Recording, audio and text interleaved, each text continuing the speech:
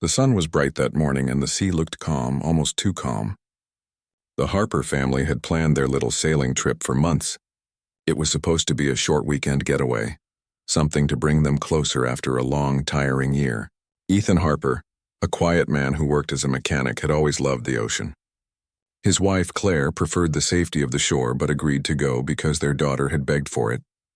Their daughter, Lily, was only 8 years old. She had the kind of energy that could light up a whole room. Everything amazed her. The sound of seagulls, the shape of the clouds, the salty wind that tangled her hair. She had read stories about sailors and islands, and she wanted to see what the world looked like beyond the harbor. Her parents couldn't say no to that kind of excitement. They loaded the small sailboat with food, life jackets, a first aid kit, and some blankets. Ethan checked the weather twice. The report said clear skies and gentle waves. They set out just before noon, with Lily waving goodbye to the small crowd at the docks. The boat glided across the water, leaving a thin white trail behind it. Everything seemed perfect. For the first few hours, it felt like a dream. Lily sat on the deck, her feet dangling, humming softly while watching dolphins jump in the distance. Claire leaned back, finally relaxed, and Ethan smiled as he steered. He hadn't seen his family this happy in months. The sun was still high, the waves gentle. Nothing gave any sign that the day would turn dark so quickly. By late afternoon, the wind changed. It came suddenly, first a strong gust, then another. The sea that had looked so calm began to shift, small waves turning rough. Ethan frowned and checked the sky. Dark clouds were rolling in fast from the east. He grabbed the radio to listen to updates, but the signal cracked with static. There was no response, only the growing sound of the wind howling across the open sea. Claire felt a chill run down her back. "Ethan, maybe we should turn back," she said, holding Lily close. Ethan nodded. He started adjusting the sail, trying to steer toward the coast, but the waves were rising too quickly now. The sky darkened, and within minutes, heavy rain began to fall. It came in sheets, blurring everything around them. The wind roared, tossing the small boat like a toy. Lily held tightly to her mother, her small hands trembling. She didn't cry, not yet, but her eyes were wide with fear. The boat tilted sharply as a large wave hit from the side. Ethan shouted over the wind, trying to keep control, but the sea was too strong. The sail ripped. Water started splashing into the boat. Everything was chaos, the wind, the rain, the thunder. It felt like the world itself was breaking apart. Claire screamed for Lily to put on her life jacket. She tried to fasten it, but another wave slammed into them, knocking her backward. The boat shuddered, creaked, and then flipped. For a moment, everything went silent underwater. Lily opened her eyes, bubbles rising around her. She could see flashes of light above and dark shapes moving. Her arms reached out, searching for her parents, but the current dragged her away. When she surfaced, the rain was still pounding hard. The boat was upside down, and she could barely see through the storm. She screamed for her parents, but her voice disappeared into the wind. All she could see were waves, huge, dark, endless.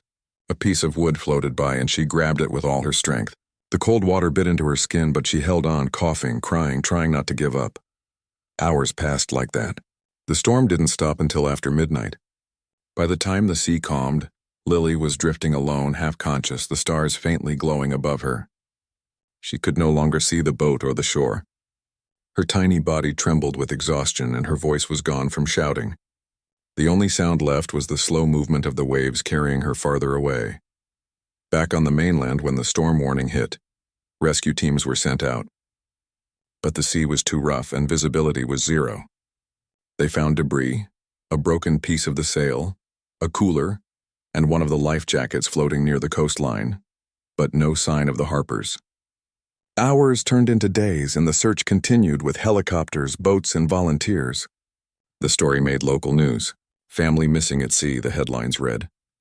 Hope slowly turned into silence. On the third day, they found Ethan and Claire.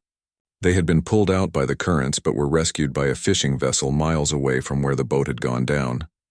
Both were in shock, dehydrated, barely speaking. The first words Claire whispered when she woke up were Lily's name. When the rescuers told her they hadn't found the little girl, she screamed so loud it broke everyone's heart. Days turned into weeks. The Coast Guard expanded the search area, believing maybe the child had drifted farther than expected. Drones, divers, even private boats joined the effort. But there was nothing, no traces, no body, no clothes, nothing. It was as if the ocean had swallowed her whole. Eventually, the official search ended. The report listed Lily Harper as presumed lost at sea. For her parents, those words were worse than any death certificate. It meant there would be no closure, no grave, no goodbye. Claire refused to move back to the coast. Every sound of the ocean haunted her. Ethan tried to be strong, but he often sat alone in the garage staring at an old photo of Lily. The house grew quiet. The laughter that once filled it was gone. Some nights Claire would wake up from dreams where she heard her daughter calling from far away, a small voice saying, "Mom, I'm here." She would sit up, trembling, knowing it was only her mind refusing to let go. As years passed, the world moved on. Neighbors stopped asking. The ocean returned to its calm self, hiding its secrets beneath the waves. But for the Harpers, time stood still. Every year on the day Lily disappeared, they went to the shore and placed a single white flower on the water. Ethan would stand silently, staring out at the horizon as if waiting for something, a sign, a miracle, anything. Claire once said, "Maybe she's somewhere peaceful. Maybe the sea took care of her." Ethan never answered. He didn't believe in miracles anymore, but he also couldn't believe she was truly gone. Something inside him whispered that the story wasn't over, that somewhere out there, their little girl still existed in a way no one could imagine. And while no one could see it then, far beyond the search grids and rescue maps, a small island lay hidden in the mist and untouched, forgotten, surrounded by reefs that broke any approaching ship. On that island, the sound of the waves met the cry of distant seabirds. It was a quiet world, almost invisible to time. And on one silent night, as the stars shone faintly over the dark water, a small figure stirred on the shore, breathing softly against the rhythm of the sea. 11 years is a long time to wait for something that might never happen. But for Ethan and Claire Harper, time didn't move the same way it did for everyone else. Days blended into each other and seasons came and went without meaning. They still lived in the same small town, but their hearts were far away, somewhere beyond the waves where their little girl had vanished. After the storm, their lives had been like an empty shell. They tried to go back to normal, but nothing ever felt normal again. The house that once echoed with laughter now felt like a museum of memories. Lily's room was left untouched. Her toys, her books, even the seashell she had picked up from their first family trip to the beach. Everything stayed where it was. Dust gathered, but Claire couldn't bring herself to clean it. She said she wanted things to be the same in case Lily ever came home. Ethan had stopped talking about the sea. The sound of the waves used to bring him peace, but now it only reminded him of what he had lost. He left his job at the marina and started working at a repair shop inland. He couldn't stand the smell of salt water or the sight of fishing boats heading out at dawn. The ocean that once gave him joy now felt like a cruel thief. Claire, on the other hand, turned her pain into quiet hope. Every night she lit a candle by the window. She said it was for Lily, a small light to guide her back home if she was lost somewhere in the world. Ethan didn't believe in signs anymore, but he never asked her to stop. Some nights he would catch himself standing beside her, both of them staring at that tiny flame flickering against the dark. The townspeople tried to comfort them at first. Friends brought food, neighbors checked in, and strangers sent letters saying how sorry they were. But after a few years, the visits became less frequent. People moved on, as people do. They spoke of the Harpers in soft voices, as if the family's sadness was something fragile that shouldn't be touched. Still, every year on the anniversary of the storm, Ethan and Claire made their way to the same spot by the shore. They brought a white flower, Lily's favorite color, and let it float on the water. They never said much. Claire would whisper a small prayer and Ethan would just stare out at the horizon. It became their silent ritual, a promise they kept even when hope seemed foolish. Sometimes, when the wind was calm, Claire swore she could hear a child's laughter echoing faintly from the waves. Ethan said it was just the wind, but deep down even he couldn't shake the feeling that something, men or someone, was still out there. While they mourned on the mainland, the world beyond the ocean kept its secrets. Far away in a part of the sea that few planes ever crossed, there was a small hidden island. It was surrounded by sharp reefs that tore through any ship that came too close. Thick mist covered it most of the year, making it nearly invisible to maps. It wasn't marked or named, just a forgotten piece of land lost in the middle of nowhere. On that island, life moved differently. The air was heavy with the sound of waves breaking against stone cliffs. Tall trees grew along the edge, their roots digging deep into the sand. Birds filled the sky and strange fruit hung from branches. It was beautiful, but it was also lonely, untouched by people, almost like time had stopped there. If someone had looked closely, they might have noticed small signs of life that didn't belong to nature. A circle of stones where a fire had once burned. A few seashells placed neatly in a row, footprints leading from the shore to a small clearing. These small traces told a quiet story, one of survival, of someone who had learned to live in a world forgotten by everyone else. But no one saw them. The island remained hidden, and the world continued to believe that Lily Harper had vanished forever. Back in town, Ethan and Claire's relationship had changed. They still loved each other deeply, but grief had built a wall between them that neither could fully climb over. They spoke less, and when they did, their voices were soft, as if afraid to wake the past. Sometimes Ethan would look at his wife and see the same pain in her eyes that lived inside him. Other times he saw something he didn't understand, a quiet strength, a belief that their daughter was still somewhere waiting. "Maybe she's alive," Claire said once, breaking a long silence during dinner. Her voice trembled a little, but there was a strange certainty in it. Ethan didn't answer right away. He just looked down at his hands, rough and scarred from years of work. "Claire," he said finally, "it's been 11 years. No one could survive that long out there." She met his eyes. But what if she did? What if she found land? There are stories, you know. People lost at sea for years who come back, Ethan sighed. He wanted to believe her, but hope hurt too much. Hope meant reopening the wound that never healed. "I wish that were true," he whispered. "But maybe it's time to let her rest." Claire didn't reply. She just looked toward the window where the candle still burned, its flame small but steady. That night, Ethan couldn't sleep. He went outside and stood under the stars. The air was cool and the sound of distant waves reached his ears. He thought about Lily, how she used to laugh when she chased the tide, how she collected shells and called them treasures. The memories felt close and far all at once. He closed his eyes and whispered into the night, "If you're still out there, kiddo, find a way to show me." Weeks later, a local newspaper ran a story about a pilot who went missing during a routine flight somewhere over the Pacific. The article caught Claire's eye because the map looked oddly close to where the last signal from Lily's boat had been years ago. She stared at it for a long time, her heart pounding, though she couldn't explain why. Maybe it was nothing. But something about it stirred that same flicker of belief she never let go of. Ethan found her sitting at the table, the newspaper in her hands. "You think it means something?" he asked gently. "I don't know," she said. "But maybe the ocean's not done telling its story." He smiled faintly, the kind of smile that hides more sadness than joy. The ocean never tells its secrets easily. Time passed quietly after that, but something in the air around them began to shift. Claire started dreaming again, vivid dreams of an island surrounded by mist where a young girl walked along the shore. In the dream, the girl would always look up toward the sky as if waiting for something. When Claire tried to call out, the dream would fade, leaving her with a strange sense of warmth instead of fear. She didn't tell Ethan at first, afraid he'd think it was just her imagination. But one morning she woke up crying, not from sadness, but from something she couldn't explain.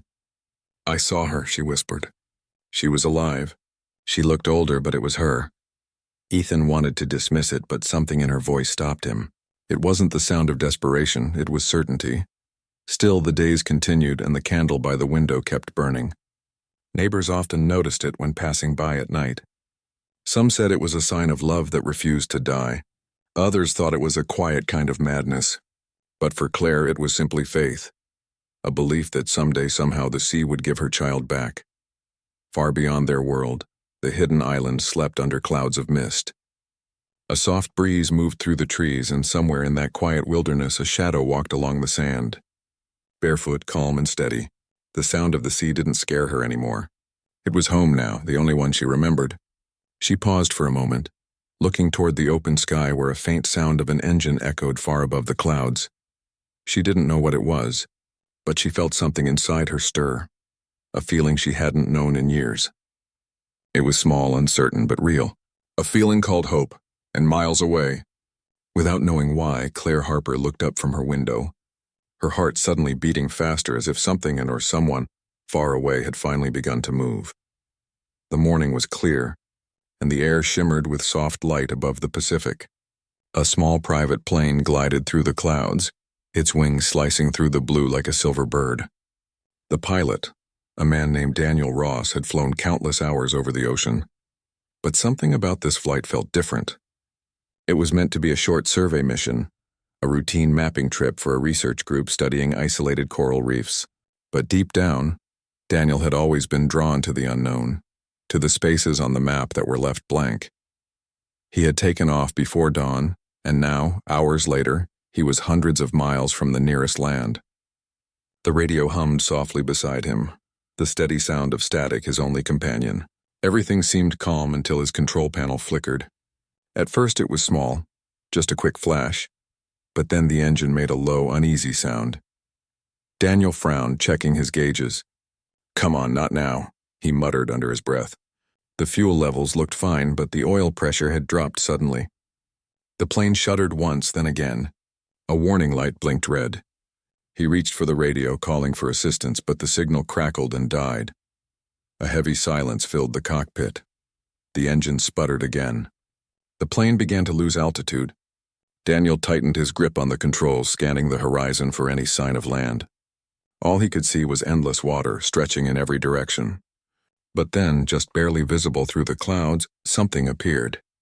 A dark shape. Land. He adjusted his course and aimed for it, hoping he wasn't imagining things. The plane rattled as he descended through a curtain of mist. The air grew thicker, the sky dimmer, but the shadow below became clearer. An island.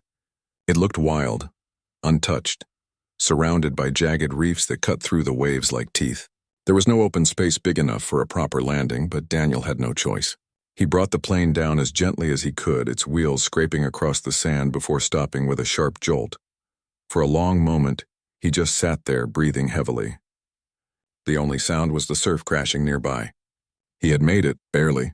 When he stepped out, his boots sank slightly into the soft sand.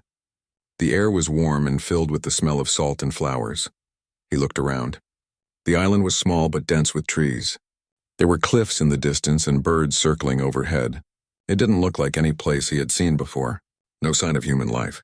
No footprints, no buildings, nothing. He checked his radio again, but there was still no signal. The mist above seemed to block everything. He decided to explore before sunset. With a small backpack and a water bottle, he began walking inland. The forest was quiet. Too quiet. The kind of silence that made every sound echo. The deeper he went, the more he noticed strange details. Broken branches that looked freshly snapped. A small patch of cleared ground. And then, something that made him stop.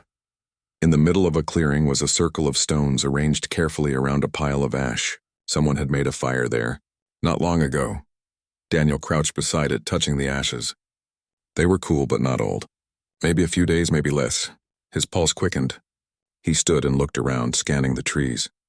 The wind rustled the leaves, and for a second he thought he saw movement, a quick shadow slipping behind the trunks. He froze. "Hello?"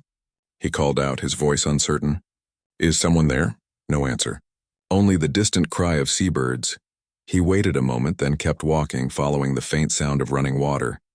It led him to a stream crystal clear, with small fish darting through it. And there, beside the stream, he found something that made his heart pound harder, a piece of cloth tied to a branch. It was faded, worn by weather, but clearly handmade. Someone was living here. He moved slowly now, cautious but curious. Every few steps he saw more signs. Smooth stones arranged in patterns, a few shells stacked near a log, a line of footprints half covered by sand. They were small, lighter than an adult's. Then, through the trees, he saw her. At first it didn't seem real. A figure stood at the edge of the clearing, barefoot, wearing a dress made from rough fabric that looked like it had been woven from leaves and threads. Her hair was long, sun-bleached by years under the sky. She stood completely still, watching him with wide eyes that were both cautious and curious. Daniel took a slow breath. He didn't move too quickly. "Hey," he said softly, raising his hands to show he meant no harm. "It's okay. I'm not here to hurt you." The girl didn't answer. She tilted her head slightly, studying him. Then she took a small step back, her feet barely making a sound on the ground. He tried again. My plane, it had crashed here. I didn't know anyone lived on this island. Still no reply. But there was something in her eyes. Recognition, maybe, or the faint memory of language. He pointed to himself. Daniel. He tapped his chest gently. Daniel, the girl hesitated. Then in a soft, rough voice, as if the words had been buried for years, she said, Lily. The name hit him like a wave. For a second he couldn't breathe. He had heard that name before, on the radio, in a story told by sailors about a girl lost at sea more than a decade ago.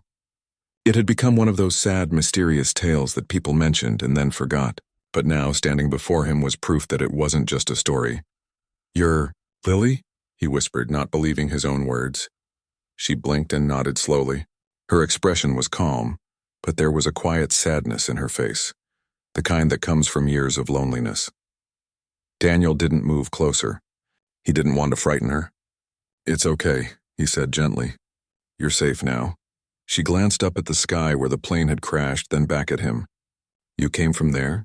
She asked, her voice uncertain, like someone who hadn't spoken much in years. Yes, he said, from far away. People have been looking for you for a long time. Lily frowned slightly as if trying to remember. Her eyes drifted toward the sea. Long time, she repeated softly. The storm. I remember the storm. Daniel's heart ached hearing her say that. He couldn't imagine what she had been through, surviving alone, growing up in silence, building a life from nothing. He gestured toward the trees. Do you live here? She nodded again and motioned for him to follow. They walked together to a small shelter built from driftwood and palm leaves. It was simple but strong, with a fire pit nearby and pieces of shell and coral hanging from strings. It looked like something a child had once made and slowly improved over the years. This is incredible, Daniel said quietly. Lily sat by the fire circle and watched him carefully. You're not from the sea, she said after a moment. He smiled faintly. No, I fly above it. She seemed to think about that for a long time. Then she asked, there are others. Like you? Many, he said. Your family, they've never stopped hoping. They think about you every day. Something in her expression changed. Her eyes softened and her lips trembled slightly. My mother, she said. And father? Yes? Daniel's voice caught in his throat. They're alive. They never gave up. For a moment, the air between them was still. Then Lily turned away, covering her face with her hands. He didn't know if she was crying or just overwhelmed, but he stayed quiet, letting her feel whatever she needed to feel. When she finally looked up, her eyes were wet, but bright. I didn't think anyone would come, she said softly. I almost didn't, he admitted. But the storm, it brought me here just like it brought you. She looked at him for a long time, then nodded. The sea decides, she whispered. They spent the next few hours talking, slowly, carefully. Her words came out broken at times, but the meaning was clear. She told him how she had survived on fruits, rainwater, and fish. How she had built her shelter bit by bit, learning from trial and error. How she had stopped counting the days after the first few years. When the sun began to set, the sky turned golden and pink. Daniel stood at the shore, staring at the waves, thinking about the miracle he had just witnessed. Behind him, Lily watched quietly, her hair glowing in the light. He knew he couldn't leave her there. Tomorrow he would try to fix the radio. He would call for rescue. He would bring her home. But for that one evening, they said nothing more. The island was silent except for the soft crash of waves and the sound of two lives, once lost in different worlds, finally crossing paths. The night on the island was quiet except for the steady sound of the waves and the crackle of the small fire Daniel had built. He sat beside it, staring into the flames, still trying to understand everything that had happened that day. Just a few hours earlier, he had thought he was going to die in the ocean. Now he was sitting beside a girl who had somehow survived there for 11 long years. Lily was a few feet away, sitting cross-legged, her eyes fixed on the fire. The glow lit her face softly, showing traces of both youth and something older, the kind of wisdom that only comes from living through things most people never will. She didn't talk much, but Daniel didn't mind. Sometimes silence said more than words ever could. He finally broke the quiet. You built all of this by yourself? He asked, gesturing toward the shelter and the tools she had made. Lily nodded slowly. The sea brings things, she said. Wood rope bottles? I use them. There was pride in her voice, a quiet strength that made Daniel smile. You did well, he said. Most people wouldn't have survived. She looked at him, her eyes reflecting the light. At first I thought I wouldn't. I was small. I was scared. I cried every day. Her voice trembled a little, but after a while I stopped crying. The sea didn't listen, so I learned to listen to it instead. Daniel watched her closely. There was no bitterness in her words, only acceptance. You must have been lonely, he said softly. She was quiet for a long time before answering. I forgot how to talk to people. I used to talk to the sky instead. When the moon was full, I told it stories. Daniel's throat tightened. He wanted to tell her that she would never have to be alone again, but he didn't want to make promises he couldn't keep. Not until he knew they could leave the island. The next morning, Daniel began working on the plane. The radio had been damaged in the crash, but he thought he could fix it. He gathered his tools and started checking the wiring while Lily watched from a distance. After a while, she walked over and asked, You can make it talk to the sky again? He smiled. That's the plan. If it works, I can call for help. Lily's eyes brightened with a mixture of hope and fear. Then we can go? Yes, he said. We can go home. She repeated the word softly, home, as if trying to remember what it felt like. It had been so long since she'd said it out loud. Daniel worked for hours using parts from his emergency kit and whatever he could salvage from the wreck. Lily helped by bringing him pieces of wood and metal. She didn't understand everything he was doing, but she watched carefully, curious about every movement. By evening, the radio still wasn't working. Daniel sighed and leaned back against a rock. I'll try again tomorrow, he said. Lily sat beside him, handing him a small shell. For luck, she said simply. He smiled. Thank you. That night they sat together again by the fire. Lily asked about the world beyond the sea. Are there still cars? She asked. And lights everywhere?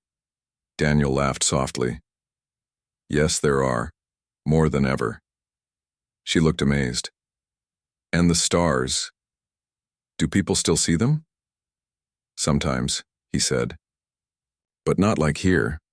There's too much light in the cities, you can't see as many. She tilted her head back, looking at the sky full of stars above them. Then maybe the people forget how big the world is, she said. He nodded slowly. Maybe you're right. The next morning, Daniel tried the radio again. He adjusted the wires, cleaned the antenna, and reconnected the power line. He held his breath and turned it on. For a moment, there was only static. Then, a faint voice. This is Coast Guard Station 14. Repeat, identify yourself. Daniel's heart leapt. He grabbed the microphone. This is Captain Daniel Ross. My plane went down near an uncharted island. I'm alive. And there's someone else here. A survivor. The radio crackled. Copy that, Captain Ross. Can you give coordinates? Daniel read them off, his hands shaking slightly. The signal cut in and out, but it was enough. The voice replied, Rescue team will depart at sunrise. Stay put. He dropped the microphone and exhaled a long, shaky breath. He had done it. Lily stood a few feet away, watching him. They heard you? She asked quietly. He turned to her, smiling. They're coming for us. For a moment, she didn't react. Then her face changed. Disbelief, fear, and wonder all at once. They'll take us away? Yes, he said. Back to your family. She looked down at the ground, her fingers twisting around the small shell necklace she wore. I don't know if they want me anymore, she whispered. Daniel's heart broke a little at those words. He stepped closer but didn't touch her. They never stopped wanting you, he said. They've been waiting for you every single day. She shook her head slowly. They think I'm gone. He smiled gently. Then tomorrow we'll show them they were wrong. That night, neither of them slept much. Daniel kept the fire going, and Lily sat nearby, looking out at the waves. She said the sea felt different, quieter, calmer, as if it knew she was leaving. Do you think it will be angry? she asked. The sea? Daniel asked. She nodded. It kept me alive. Now I'm leaving it behind. He thought for a moment before answering. I think the sea will be proud. The next morning, the sound of helicopter blades broke the silence. Lily looked up, shielding her eyes against the rising sun. The rescue team was coming. Daniel waved a bright cloth in the air. The helicopter circled once, then hovered above the beach. A rope ladder dropped down. Lily hesitated, her eyes wide. Daniel looked at her. It's okay, he said. You're going home. She took a deep breath and stepped forward. The wind from the helicopter whipped through her hair as she climbed. Daniel followed behind her, helping her into the cabin.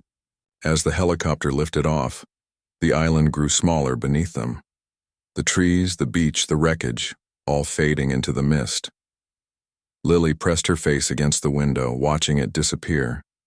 She whispered softly, "Thank you," as if speaking to the sea.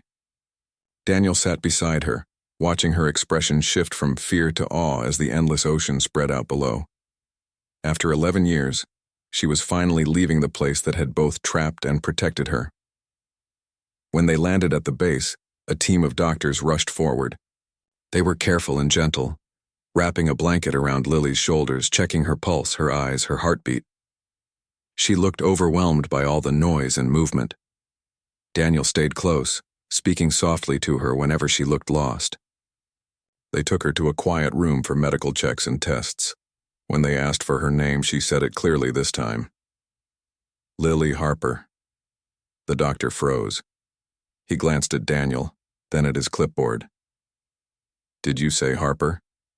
She nodded. The doctor turned and whispered something to a colleague. Within hours, the news spread. A missing girl lost at sea 11 years ago had been found alive. Daniel stayed by her side while officials confirmed her identity. They showed her pictures of her parents from years ago. Her eyes filled with tears. They look the same, she said softly. Just older. When they told her that her parents were already on their way, she grew quiet. She seemed nervous, almost afraid. Daniel placed a hand on the edge of her blanket. You don't have to be scared, he said. They're going to be so happy. She looked at him. What if they don't believe it's me? They will, he said. A parent always knows. That evening, as the sun began to set again, a car pulled up outside the hospital. A man and a woman stepped out, their faces pale and trembling. They had been through a lifetime of waiting. Now as they walked through the doors, every step felt unreal. Lily sat on the edge of the bed, twisting her hands nervously. She looked up when the door opened. For a moment, no one spoke. Then the woman gasped softly, her hand flying to her mouth. Lily? The girl froze, then stood slowly. Her eyes filled with tears as she whispered, Mom?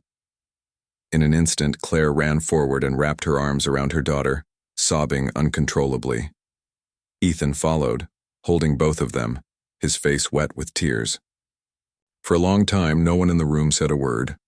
The sound of their crying filled the air, raw, real, and full of years of lost time. Daniel stood quietly at the doorway, watching the family that the sea had finally given back. He felt a lump in his throat, but also peace. This was the kind of moment that made every hardship worth it. Lily held her parents tightly, as if afraid they might disappear again. Between tears, she whispered, I thought I'd never see you again. Claire stroked her hair.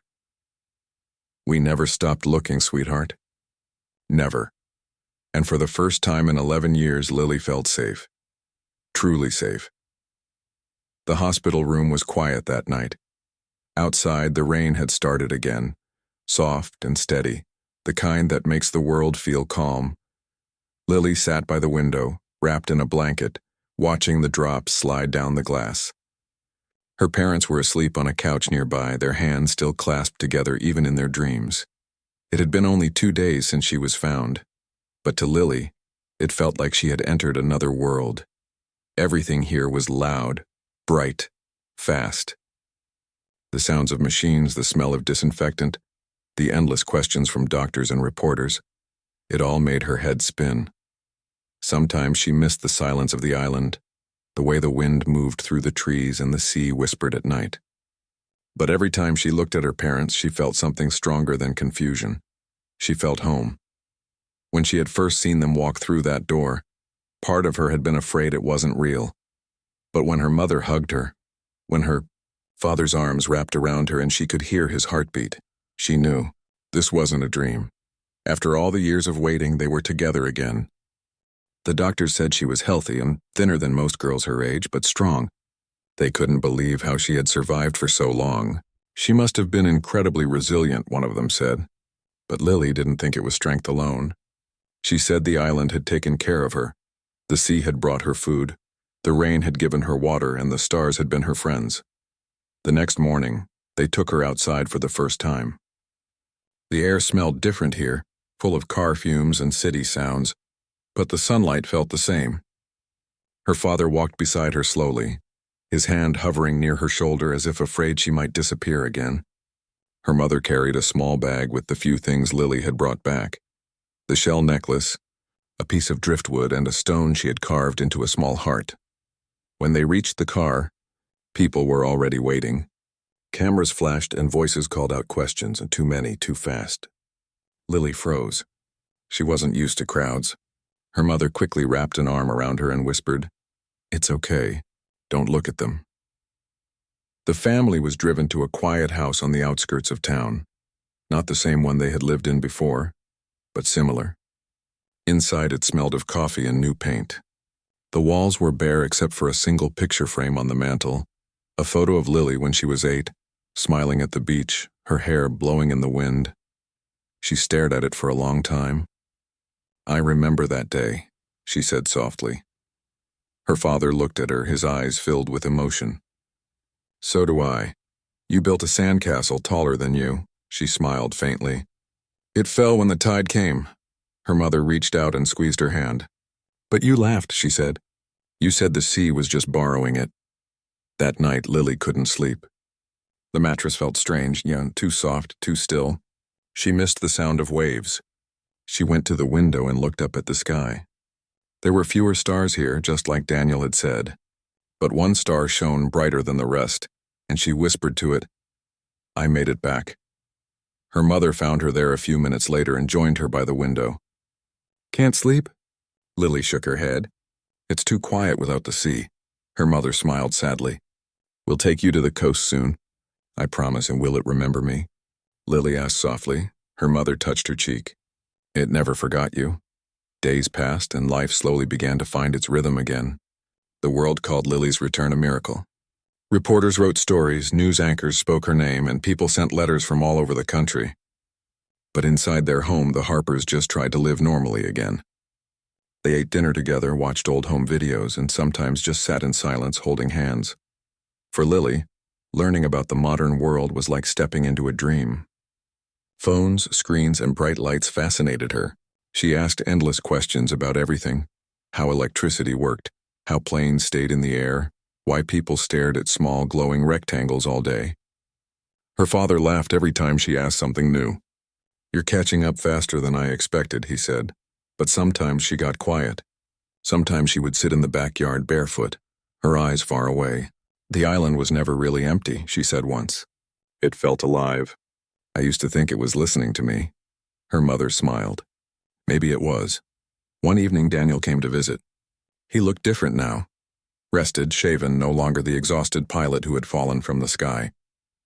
When Lily saw him, she ran forward and hugged him tightly. "You came," she said. He laughed softly. "Of course I did. I had to make sure you were okay." Her father shook his hand firmly. "We'll never be able to thank you enough," he said. Daniel smiled. "You don't have to. Just seeing her here, that's enough for me." They all sat in the living room drinking tea. Lily told Daniel about the dreams she still had.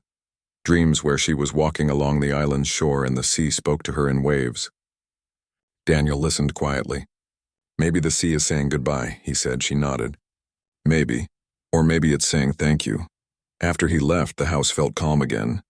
Lily went to her room and opened the small wooden box she kept by her bed. Inside were the treasures she had brought from the island. She took out the shell necklace and held it close.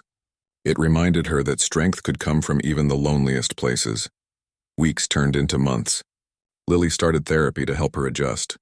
The doctors said her mind needed time to reconnect with the world she had been cut off from for so long. She learned to use a phone, read modern books, and even tried painting.